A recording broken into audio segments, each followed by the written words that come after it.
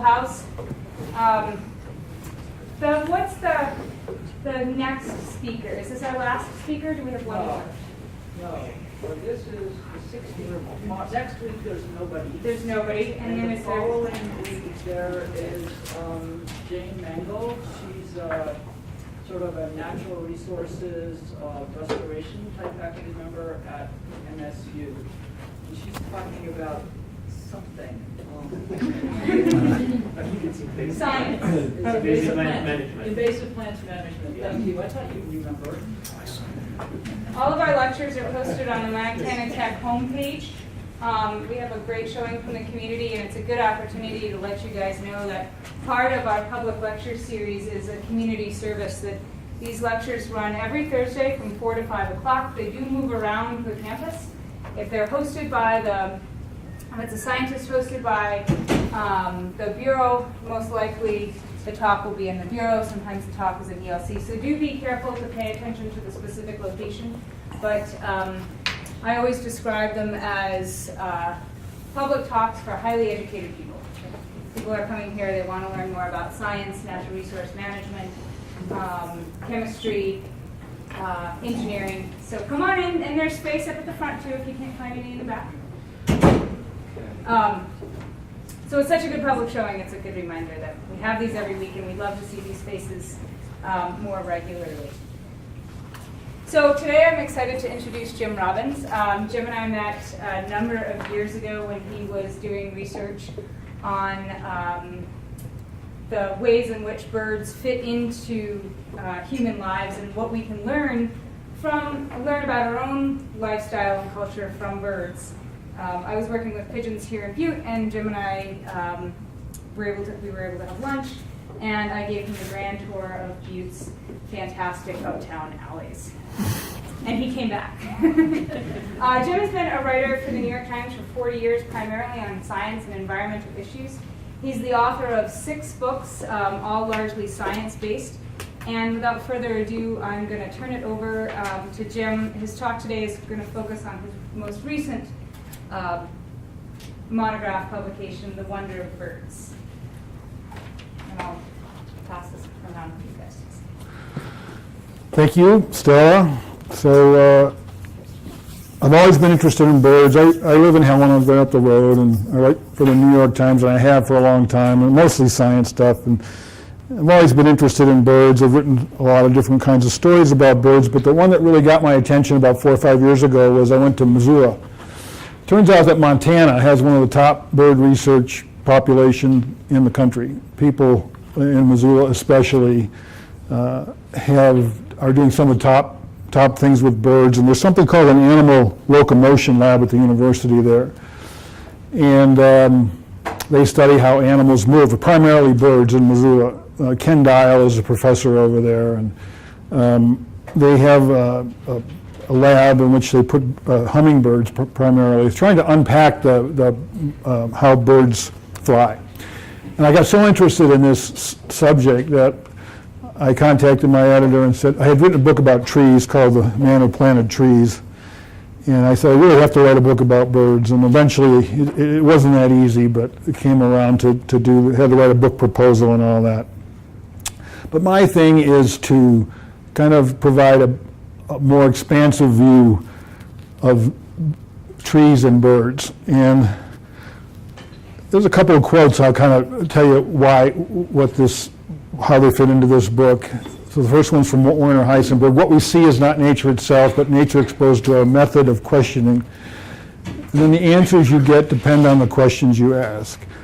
So I think what I've tried to do, using birds as an example, I call it an interpretation of birds because it's about how people are interpreting birds for things like flight, but also how we can interpret birds to tell us something about the natural world.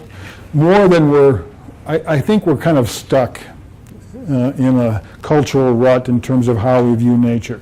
How can we view nature in a way that's more expansive and more real in terms of what's going on in the world? I think perception is a big part of the problem with how we treat the natural world, and that's one of the things I've interpreted with birds in this presentation and in the book.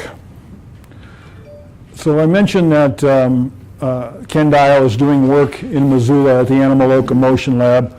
Really interesting guy. He's got a shaved head and a goatee and wears sunglasses, aviator sunglasses, flies his own jet, plays the guitar. And his thing has been to study what the dinosaurs were like, how they first learned to fly based on birds, because, as he says, birds are the dinosaurs that made it. So they are direct descendants of dinosaurs. And he was teaching a graduate level class, and he wanted to understand, they challenged him. The students said, well, you know, you're such a know-it-all, why don't you study how the first dinosaur learned to fly?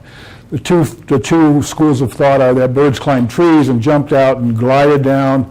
They weren't birds then, they were dinosaurs. The dinosaurs jumped out, glided down, or that they were running and they ran so fast chasing a dragonfly or something, they just went airborne.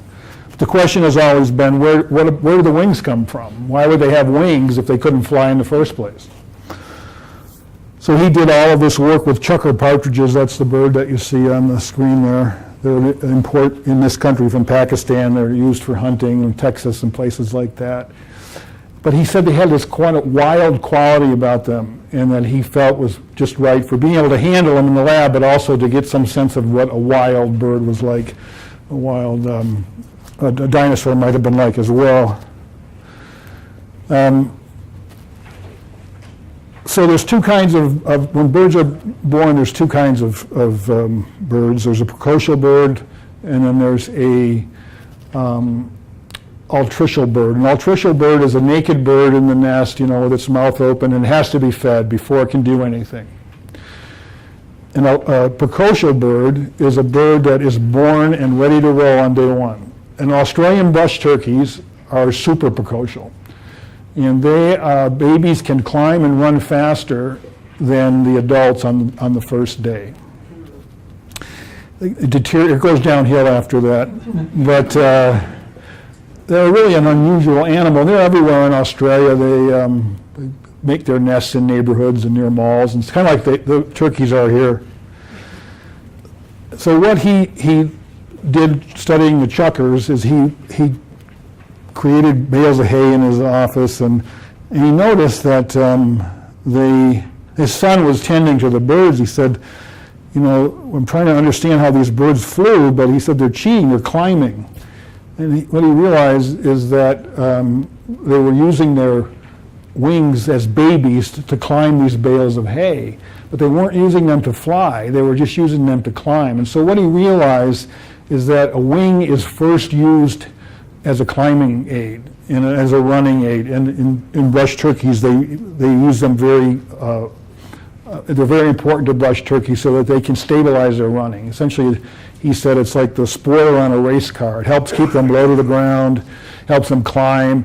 It's kind of a balancing thing that helps also keep them low on the ground. So his theory became, this is an aha moment, that these early wings weren't wings, but they were more of a device used by dinosaurs to balance and to help them escape predators when they were first formed, when the wings were first formed. Only later, as these animals climbed and escaped predators, they would jump off a cliff or maybe running fast enough that these proto-wings enabled them to fly. So, and those, in evolutionary terms, from many millions of years ago, as these dinosaurs had these balancing wings, and then they first learned to fly, those who had the biggest balancing beams were the ones that could fly the best. And over time, they became selected to better escape their predators, and they became the first flying dinosaurs. This idea was very novel, and it's actually very interesting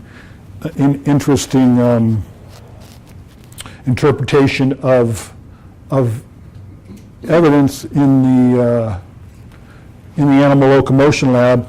And he says his point is, all of the work that's been done on first flight has been done based on fossils in stone. He said, why not study, and what he does is he studies hummingbirds and he studies diamond doves and other birds.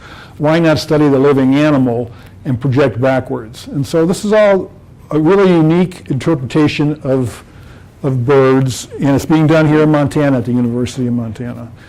Now he's emeritus now, he's retired kind of, but the person who took over, Brett Tobolsky, is now studying hummingbirds. They put them in wind tunnels, and they put a feeding tube in there with nectar, and then they blow a fan at about 30 miles an hour. And the bird, because the bird's feeding, it flies 30 miles an hour, but it stays in place. It's kind of like a treadmill. And so they just hover there, and they get to study them. They take high-speed films and infrared film to study. This film here is about where the hot spots are, where it's burning the most energy around the eye, the wings, and so it's really an unusual graphic that gives you a sense of a hummingbird energetics. This is just one aspect of hummingbirds and what they're doing at the University of Montana at the Flight Lab out at Fort Missoula. They do all sorts of things with hummingbirds, and of course, you know, interpreting hummingbirds tells us more about our own ability to fly, which is really poor compared to birds. Ken Dial says, you know, a bird can go from 30 miles an hour and land on a cattail instantly. He said, we get nothing that can do that, can't even come close to that. So it's kind of humbling in a way to really, if you think about it, and I have thought about it a lot in the course of this book, is the miracle of birds and bird flight, and it's really something. And so the point of this book and this exercise is to kind of bring a little wonder back into the world. And you see pigeons flying around, but you know, there's a lot that goes into a bird being able to fly, even an everyday pigeon in downtown Butte or uptown Butte. Ken Dial says that, you know, what birds, it looks easy. He says, but humans couldn't fly for centuries. They tried, they jumped off buildings with wings they made and stuff. And the reason is because a bird flight is unstable. It's instability. It really relies on a bird being mastering instability, and that's a very difficult thing to do. And yet it can do it, and can do it very well. So that's the Flight Lab. The blackback woodpecker. Blackback woodpeckers, and again, this is more research from the University of Montana, a guy named Dick Hutto, who's also emeritus now. He uses, there's a whole field of ornithology about birds as sentinels, to tell us something. Back in the old days here, they took canaries down into the mines, you know, and put them in a little container to protect themselves against methane. And if the bird keeled over, it was time to get out of there. Well, this is a similar kind of philosophy, is that they use, in this case, there's many different kinds of sentinels, but they use birds as a sentinel for biodiversity, because in the West we have a lot of pine forests, mostly, almost exclusively pine forests, not quite, but in order for a pine forest to reset itself ecologically, it needs to burn fire dependent, ponderosa pine, not fir so much, but mostly ponderosa pine. And ponderosa pine is the largest ecosystem in the western United States, largest forest ecosystem. So in order for these systems to reset, they need to burn. And this bird, the blackback woodpecker, is an obligate feeder, or its habitat is almost exclusively burn forest. And so if there's lots of blackback woodpeckers out there, and Dick Hutto counts them, that means that biodiversity is probably doing well, because the blackback woodpecker is an indicator of how much burned forest there is. So if numbers go down, they can tell, well, maybe we're not letting these forests burn. We need to kind of hopefully lobby the Forest Service and let more fires burn, or not log them after they burn, because they also, if you destroy a burned forest, it deprives the blackback woodpecker, and then dozens of other species, from wood pewees and bluebirds and other plant species, that need burned area.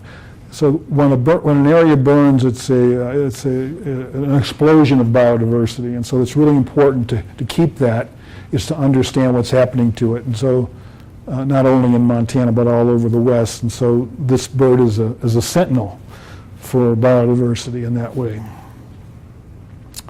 I have a chapter in here about the intelligence of the flock. I don't know if people here know what a bird murmuration is. It's when there's tens of thousands or hundreds of thousands of birds flying together as one, really.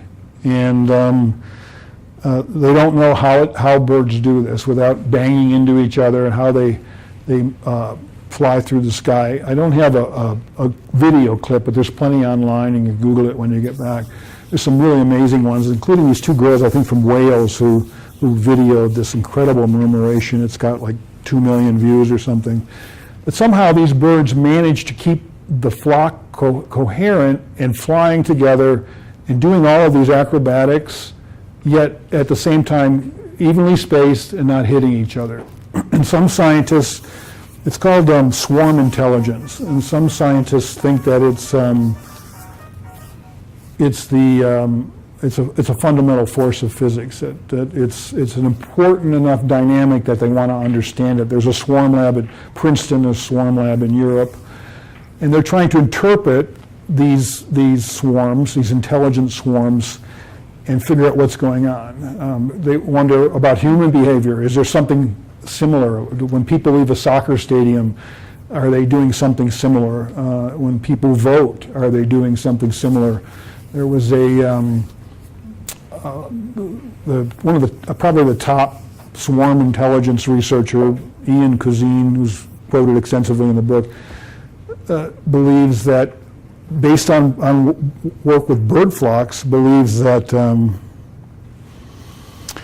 uninformed birds are really important to flock behavior, because they will listen to both sides of an argument. And birds argue and they vote. I mean, they argue, they vote on which way to go, where to go, what to do, when to mate, all those things.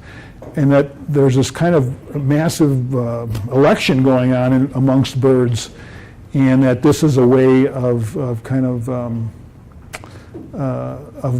behavior that needs to be kind of decided upon by voting. And there's something called a metacognition that comes about that's bigger than the flock itself. It's bigger than the individual birds in the flock. That there's a wisdom that comes about from all these birds voting together, and it's very important to survival of the species. So they get together and they decide, well, we're going to go here and feed, or we're going to go here and feed, or we're going to mate. And all that is based on this kind of flock behavior. He thinks that the passenger pigeon may have been done in not by numbers that disappeared necessarily, but that they're intelligent. Once the flock got below a certain number, and there were massive passenger pigeon flocks, billions of birds, that they no longer had access to this hive mind, you want to call it a hive mind or meta mind, and didn't have the intelligence that they'd once had when there were large numbers. And so it's very interesting work. There's a long chapter about it in the book. A number of physicists have studied this and tried to get to the bottom, but so far it's really defied any kind of rational explanation. Some people think that it's some sort of telepathic connection between birds. Very interesting, I thought.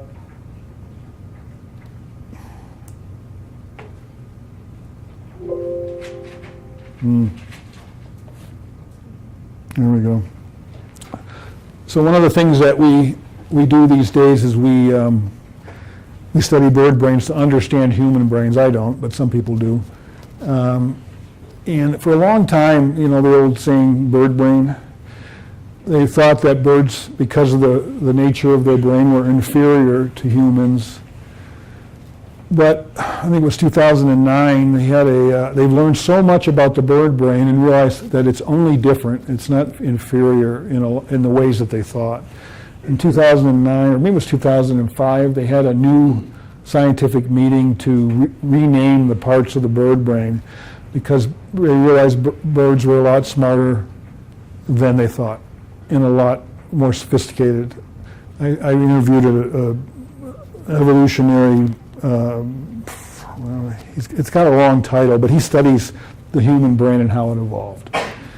And he said, even though it looks very different, a lot of the microarchitecture of the bird brain is very similar to the human brain. And so there was probably a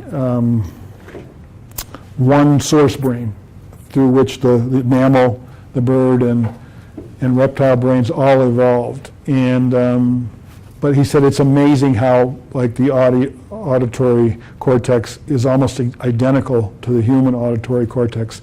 So we use bird brains to tell us something about the human brain. A lot of researchers do that.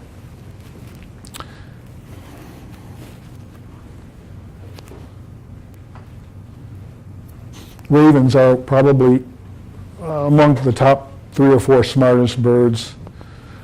This ravens on a kill, magpies and ravens in Yellowstone. They call them wolf birds. And one of the questions about how ravens got to be so intelligent is, how did they become so intelligent? Well, one of the explanations is that they evolved with wolves.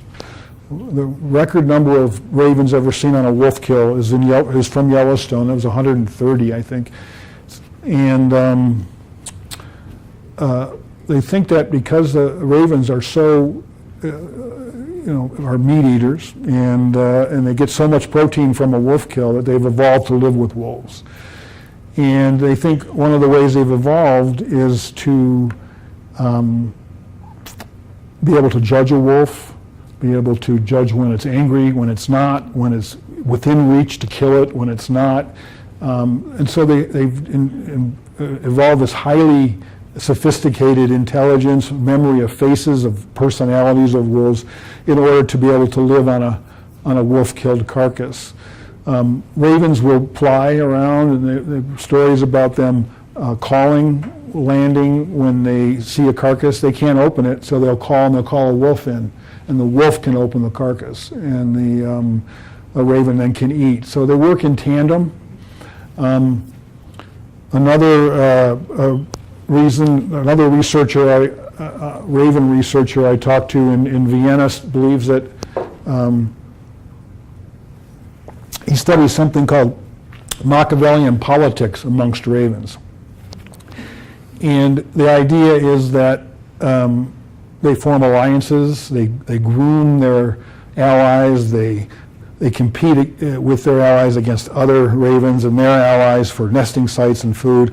There's this whole sophisticated political system amongst ravens, which is one of the ways that their brain, the more you use a brain, the bigger and more sophisticated it becomes, literally bigger and more robust the behaviors become. So over the millions of years of evolution, ravens who've been practicing these kinds of politics, who know, and one of the few birds that know when another bird is watching it, and then they'll stash their food, and if another bird's watching, they'll stash it somewhere else. So they have behaviors that you don't see in a lot of other birds, and one of the ways they think that has come about is because of this Machiavellian politics that they practice. Another interesting tidbit about Yellowstone and ravens is an ornithologist there watched as I think 130 eared grebes landed on an icy Yellowstone lake. They didn't know it was ice, and they hit it, and then they couldn't take off. And half a dozen ravens came out to the birds, and they killed every single one of these eared grebes and stashed all their parts in the snow. So the ravens there's a lot going on with ravens, let's put it that way. Bird song, bird brain, bird song. One of the ways that birds are used is to study their brain, I said, particularly to understand human speech. Birds learn to sing very much the way we learn to speak. The same parts of the brain are used. It's a very similar system, and so there are people who research bird brains to understand human speech and to look for medicine or behavioral interventions that can treat speech defects, stuttering, things like that. But a bird will hear his father sing. Males almost exclusively sing in the bird world. And then he'll do his own little imitation babble. They call it bird babble. Trying to imitate the male's song, and eventually he'll take what he learns from that male and others perhaps and make up his own song. And so this process is very important to researchers, they use zebra finches a lot for this work because they're cheap and easy to find. Although I spoke to one guy who studies bird song. He studies hummingbirds, goes out, takes a feeder out, and places it out, and then when the birds sing in the morning at dawn, he goes out right after they sing and collects their brains and brings it back, does tissue samples, and looks at it in a microscope. But he's studied birdsong for many years, and he believes that he can teach a pigeon to sing. The pigeon has a syrinx, which is what the birds sing through. That little, it's like our larynx. It's their equivalent. It's a little piece of bone with tissue on it, and as the air from the lungs comes through it, it makes the sounds that we hear, like the reed on a clarinet or something. But he believes that because a pigeon has a syrinx, it just needs the part of the brain that governs song, the software, as it were. It's got the hardware. And so he's injecting pigeons with the hormones to help develop this part of the brain in hopes that one day you'll walk through downtown Butte perhaps and hear pigeons singing. Lots of interesting stuff going on in the bird world. The concept of neurogenesis, by the way, which is the idea that the brain creates new neurons. Everyone thought for a long time that you were born with the brain you had and you grew up with it and nothing changed. Well, we know that not to be true now, and it was because of a guy named Fernando Nottebohm who studies birds and found out that canaries grow new neurons in the spring as part of the capacity to sing. And no one believed him for years, but that's since been established, and we do know that not only birds but humans do grow new neurons certain times of the year and for certain things. It's a major discovery in the world of neuroscience. We also, one of the more interesting, I thought, chapters, well, they're all interesting, really. White-fronted beeeaters are a North African bird. A guy studied, for 20 years, he studied white-fronted beeeaters because they live in a family situation where the offspring stay home during dry years to help raise their brothers and sisters, and the uncles stay home and the grandmothers. It's a very large family situation where it's called cooperative breeding. There are very few bird species, very few animal species that have this kind of extended kinship relationship. And he studied these birds for a long time and saw all kinds of behaviors that he felt applied to the human world. And he's actually written papers. He's at Cornell Lab of Ornithology. He's retired now. And he wrote a number of papers for therapists based on bird behavior.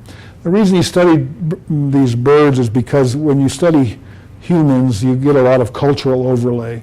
But he wanted just the biology. And so what he found is that this is a great place to study evolutionary behavior without kind of cultural impacts that you have studying human population. But he came up with a number of ideas about step parents, for example. And one of the theories about step parents is that they behave differently around the children because they don't have an evolutionary investment in the genetics. And so he found that to be true in white-fronted beeeaters. They live in these communal villages and holes in the ground, and the stepmothers and stepfathers are very different, treat the kids very differently than the biological parents. So he created this really elaborate idea about human behavior based on white-fronted beeeaters. Beautiful bird. Birds tell us a lot about our own physiology, not just our brain. Barheaded geese have the highest migration of any bird. They fly about 25,000 feet in altitude over the Himalayas, which is truly a miracle. I mean, the oxygen is so thin at that point. Most birds fly hundreds or a couple thousand feet. These are 10 times that. The emperor penguin has the deepest dive of any bird. Goes down to around 1,500 feet. Humans can dive safely to about 130. For some reason, these penguins can go down to about 1,500.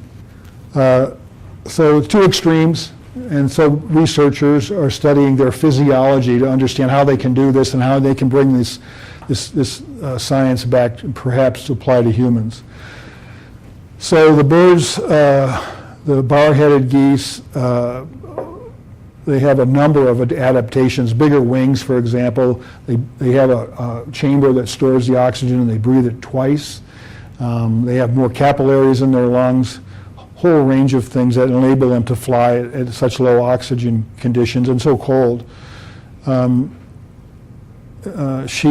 woman who studies this, Jessica Meir, got goose eggs and raised them herself, so they were imprinted on her. And then she studied them both in a wind tunnel and then in a flight operation. One of the theories about these birds is that they were doing this migration between Tibet and India for a long time over the Himalayas. They do it in a day. One of the theories is that they started doing it before the Himalayas were formed. And so over 70 million years, as the mountains were formed, they simply flew higher and higher. And with each passing millennium, then they adapted to this incredible high altitude flying.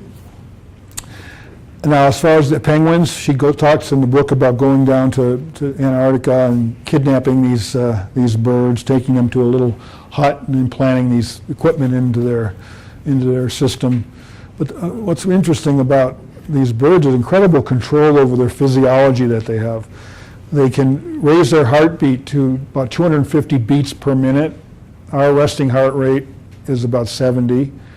And then they supersaturate their tissue with oxygen when they do that. And then they dive. And they're down there for like 5 minutes.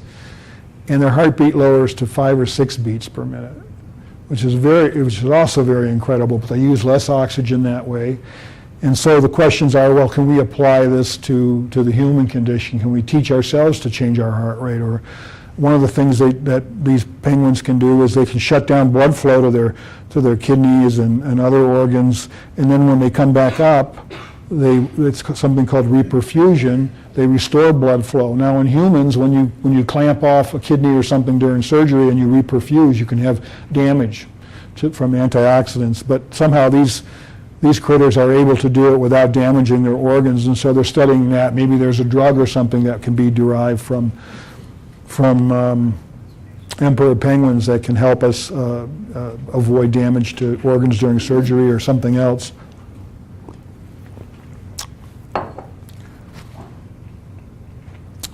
I want to talk about the interpretation of chickens.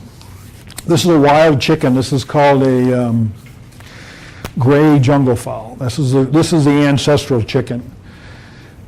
And one of the things, of course, we've done with chickens is we've turned them from a wild jungle fowl into, the most industrialized animal in the history of the world. There's 10 billion domestic chickens in the United States and 4 billion wild birds. And I think the interpretation there is, people don't think about it. I don't think about it when I go to Taco Bell or something and get the chicken enchilada or something like that. But it is, I think, and that's one of the things I hope people reflect on, is we've gone from a bird that looks something like this to these birds that we put in these long, dark chicken sheds with hundreds of thousands of birds. They're raised genetically to produce meat. Their legs are often, they can't walk. They have heart disease and all these things because all of the energy goes to produce large breasts on chickens. So it's the chapter on chickens it gives us something to think about how we've objectified nature, I think, in a lot of ways, and turned it from, there's a chapter on something called Ethno ornithology in the book, and I'll get to that a little bit on, but when you look at other cultures and how they relate to wildlife, especially birds, it's very different. And I think that you compare how other species or how other cultures treat the same species as we do. It's really kind of eye-opening in a lot of ways. And chickens are kind of the big one because there are so many chickens in the world, and they're so so much a part of everyday life. I mean, not only their meat, but also the eggs, if you think about it. I don't know how many billions of eggs are produced every year, but it's huge. And it's kind of eye-opening. Again, one of those things that I learned when I did this book. One of the chapters is about how we can weaponize birds. I just read something today and posted it on Facebook about how they're training ravens in Finland to pick up cigarette butts. They're supposed to be smart birds, but it doesn't sound like a great job to me. But one of the chapters in the book is about bluebirds and how a vineyard in California, near St. Helena, California, has built 900 bluebird houses, and they've done studies with ornithologists at Berkeley, and they found that bluebirds are great for eating something called blue-green sharpshooters, which get into the vines, and they carry bacteria and they infect the vines. And so this guy who runs this program is a vineyard manager, had cancer, believed it was due to the heavy use of pesticides, and wanted something different.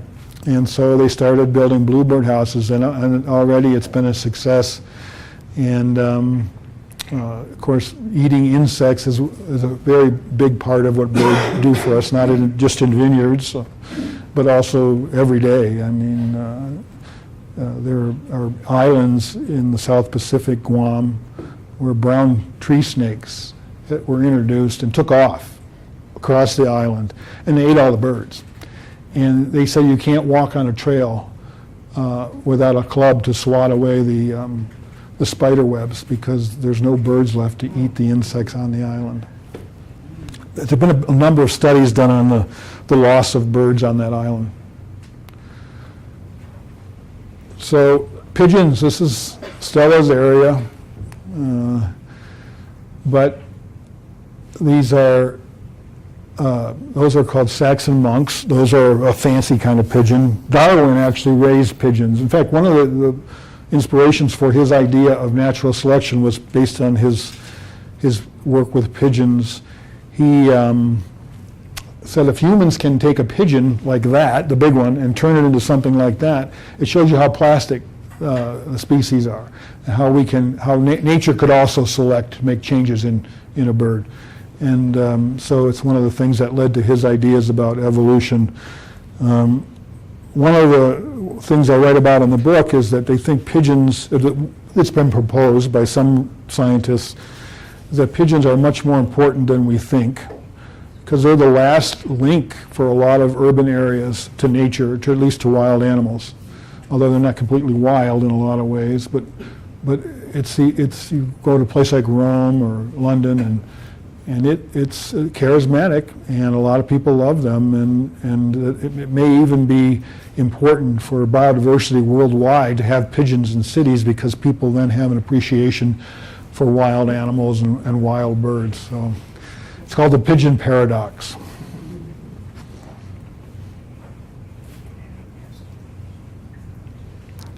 Owls. So the last part of the last chapters of the book are about my interpretation of birds and others, but so why are people attracted to birds, and what does that tell us about ourselves, and how can we harness some of that to do good things in the world? This is Denver Holt. He's a owl biologist, renowned owl biologist up near Charlotte, Montana, north of Missoula. He's studied birds for 40 years. He's the same age as I am. So he's about 40 years. He studied them and owls. That's his specialty. And he studies snowy owls up in the Arctic and long-eared owls, which is what these are, near Missoula.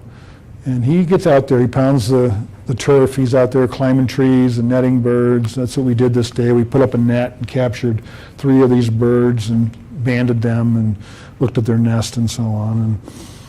But he says that owls in particular are charismatic. He thinks because they look like us. He thinks they've got 2 eyes facing forward, they've got a nose, they have a head that looks kind of rounded, and he thinks that people love owls because they are more human-like. And I interviewed him during the big snowy owl one of the big snowy owl eruptions. They come down from the Arctic, and they were seen all across the United States in the north, as far south as Kansas. And people were just gaga. People were driving hundreds of miles to see these birds, and there's something charismatic about it. And in the book, it's Denver's story about how when he was a young troublemaker, much like myself back in the 60s and 70s, birds are what brought him out of his spiral, and he got really interested. He learned how to bird watch, and then he came to Montana and went to the University of Montana, and became a renowned bird biologist. And he blames it on birds. And a woman who helped him get into birds named Margaret Claflin. It's kind of an interesting story, and I think there's a lot to it. I did a story in Washington, D.C. One of the chapters is about a group of young black people who live in the hardest neighborhood to live in D.C. and who restored bald eagles to the Anacostia River in Washington, D.C. And this whole bird of prey culture evolved in the heart of Washington, D.C. This is a woman who handles birds for her father runs a birds of prey center, but the police chief in D.C. at the time, Kathy Lanier, they were looking for a body, a young girl who had been killed by her stepfather, and all these police cadets were at the park where the search was taking place, and she asked if the guy's name, I can't remember his name or her name, but if they could bring this bald eagle down to cheer people up, because it was grim. I mean, it was a murder of a young girl, and people were really bummed, and they couldn't find the body. And you can see there's people smiling, and it was really transformative in terms of what this eagle meant to the people who had been working all day. And it's interesting that in the heart of Washington, D.C., in the hardest neighborhood, that birds have really kind of uplifted people, and they found their life. There's one guy in particular, Rodney Stotts, who's written about in the book, he said if he had enough birds, he'd just fly all day long. He said he feels better when he's flying birds. And there's other things, pigeon racers in L.A. and other places of people who come alive, gang members who come alive when they're working with birds, when they're racing birds. And so one of the cases I make in the book is let's understand this, let's interpret it, and let's see if we can build on it. What's behind it? So they're beginning to study this kind of a thing, and I think Stella would probably know more about this than I would, but it's something that I think has gotten a lot of attention in recent years. Ethno-ornithology, that's a symbol for something called the Ethno-Ornithological World Archive, which is based at Oxford in England. And what they're doing is they're setting up an internet repository to gather all of the photos and videos and reports and stories and audio stories from indigenous people around the world, to preserve it, because it's disappearing. They estimate half of the 6,900 languages in the world will be gone by the end of the century, getting swallowed up by bigger cultures, like in India is a hot spot for native languages, is absorbing a lot of the small villages and tribal languages that have been there over the years. And so by studying their bird stories, they can preserve language, and they can preserve their stories. And birds are so charismatic that they figure prominently into a lot of different cultures. Almost all indigenous cultures have bird stories. So what do these other cultures tell us about birds? Really interesting stuff, I think. I interviewed an anthropologist who works with this group, and she says that some of the cultures she's dealt with have this ability, she calls it enhanced mindfulness, where they can then expand their awareness outside of their body to sense birds, to sense other things in nature, and to sense the world very differently, and I think much more intimately than we do. And I think that's a big part of what we should be understanding more about. because if you can sense the world in the way she's described and other cultures have described, that's a big deal. And I'd like to know more about that. I'd like to know more about the natural world, and if there really is a lot more information out there, emotional information and intellectual information in terms of plant use and things like that. And I think that's what her point is that if you live in nature and you depend on it for your well-being and hunt and gather and so on, then you have a very different relationship. I wrote a little bit. I interviewed a guy named Stephen Feld, who's an anthropologist at the University of New Mexico, and he studies a group of people called the Bosavi in Indonesia.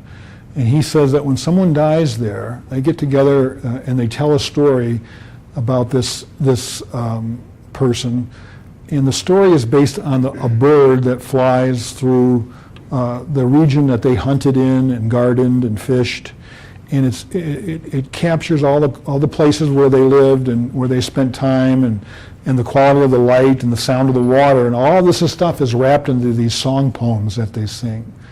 And it's very emotional, and the whole idea is to bring up, to make people cry. I mean, that's a big part of this, to be very emotional and to bring this up. But it's all of these things are seen through the eyes of a bird that's flying overhead and seeing this stuff. And so, there's lots of questions there. I mean, are these people able to kind of sense the world through a bird? That seems to be what Felice Wyndham, the anthropologist, was saying. I mean, just a lot of food for thought in terms of how other cultures relate to birds, how they treat them more like I talked about chickens. That's the ultimate in objectification of an animal. It's an object. You don't even think about it. It's emotions, it's family life or anything. On the other hand, a lot of other cultures treat birds as subjects. They're fellow travelers in the world, they're companions. Even if they kill some of them, they treat a lot of them, some cultures believe their families are living inside of these birds. In the Bosavi world, that's true. So it's a very complex, very informative field, and I think we can learn a lot from an inspection about how other people live in the world and how they adapt to the world.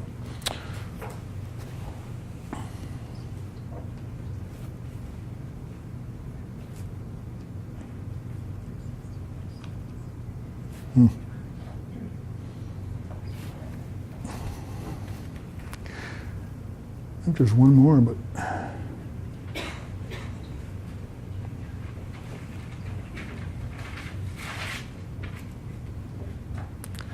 so all of this brings to the future of birds. That, by the way, is called an Aplomado falcon, owned by a guy named Vahi Alvidarian, who has birds. This is an interesting story. It's not really about the future of birds, but he has something, his company is called Falcon Force, and he takes his falcons out. He's got probably 20 of them, maybe not that many, but if you go onto his website, you can see, he calls it Our Staff, on the page called Our Staff. There's all these beautiful peregrines, Aplomado falcons, Barbary falcons, and he takes them out to California, and he uses them. He hires out to vineyards, and when the grapes are turning purple is when the starlings and the linnets come in to steal the grapes. And he goes out in the morning and he flies these birds all day, except when it's really hot because everything quiets down. He flies them early in the morning and in the afternoon to keep the linnets from stealing the grapes. And then he goes on north to Washington to the cherry trees and so on. He does this not all year, but much of the year along the West Coast. But one of the more interesting stories he told me was that he also hires out to SeaWorld in San Diego.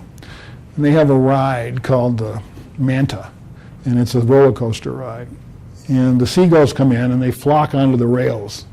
And people have come zooming down at 80 miles an hour on this roller coaster, and the seagulls fly up, and people have gotten hit in the face by seagulls. So they hire him to fly his falcons over the Manta during the season when the gulls are coming in, and to keep them from hitting people in the face at 80 miles an hour. But so the future of birds, I think that the future of birds is the future of humans. I think we're linked. And I think that's the point of the book. I think it behooves us to find out a lot more about our relationship to birds, and not just birds, but all of nature, because we depend on it for everything that we do. not just for inspiration, but for, rain, for snow, for all of these things. And one of the things that, whether it's birds or trees or all the stuff I've done, the thing that I'm struck by the most is how little we really know. I'm sure I've told you lots of things about birds you've never heard. These are things I've never heard until I started researching. But you would be amazed at the things, important things we don't know about the world around us. And I guess if I have a message about birds or nature in particular, it's we really need to figure out a lot more about who we are and our place in this world before we run up against a wall somewhere, and whether it's climate change or any number of things that are happening. It'd be a shame to destroy this place before we know much about what's going on. So that's my story.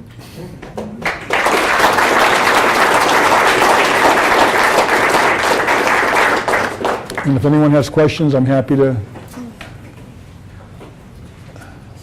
So you were talking about owls, people really loving owls. Right. But I'm aware of several Native American communities for whom owls are like a sign of death, which doesn't sound like a loving relationship. Right.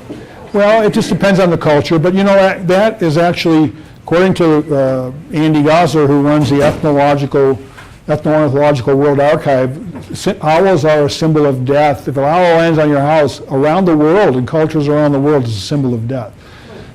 But at the same time, there are also a lot of people who find owls very charismatic. So I guess it depends on the situation and the belief structure.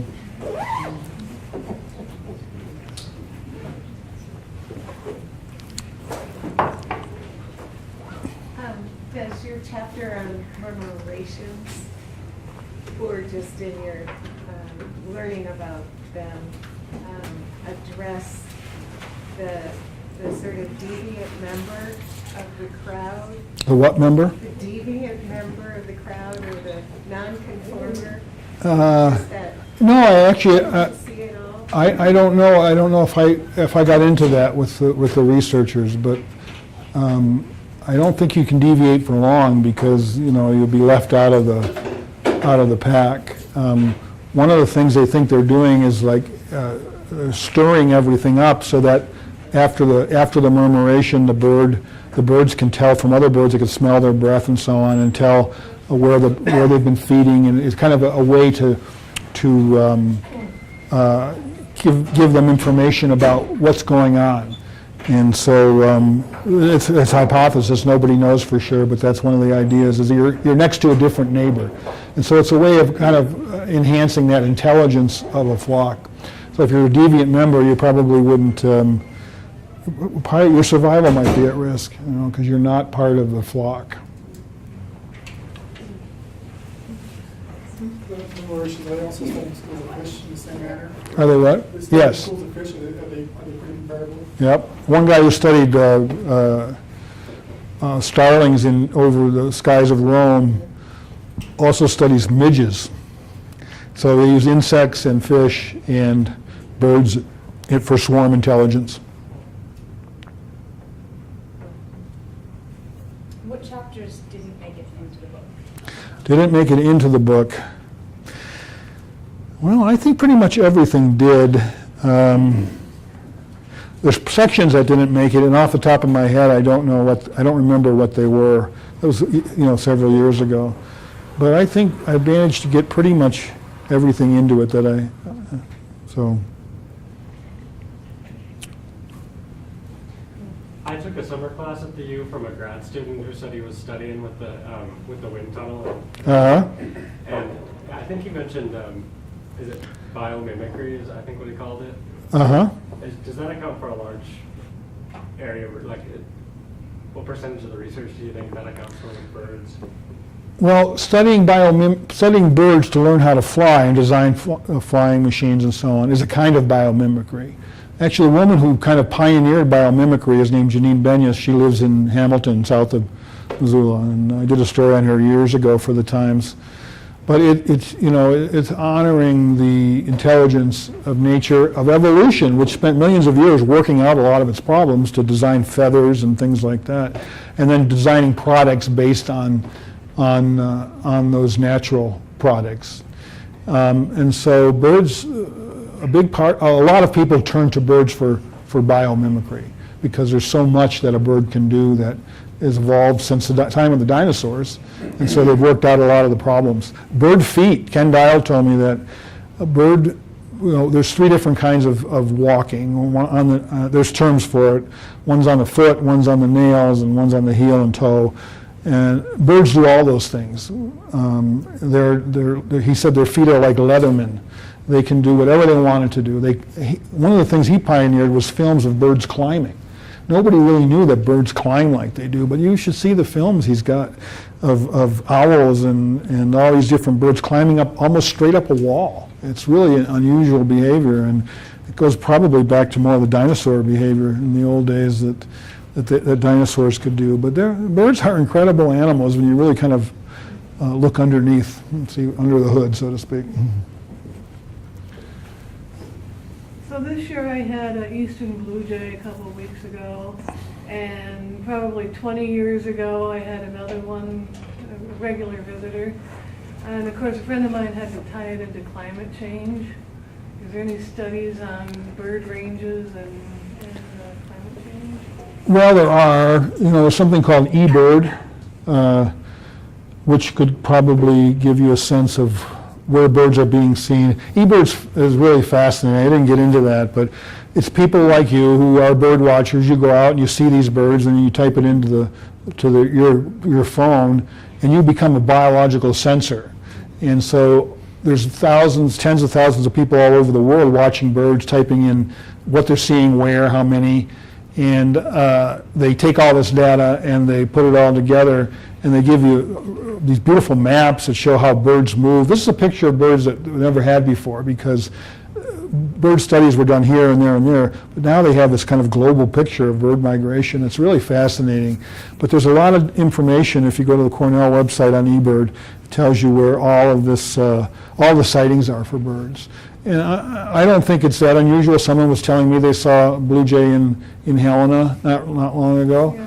But it'd be worth checking out. I do think they're kind of an outlier, but not completely.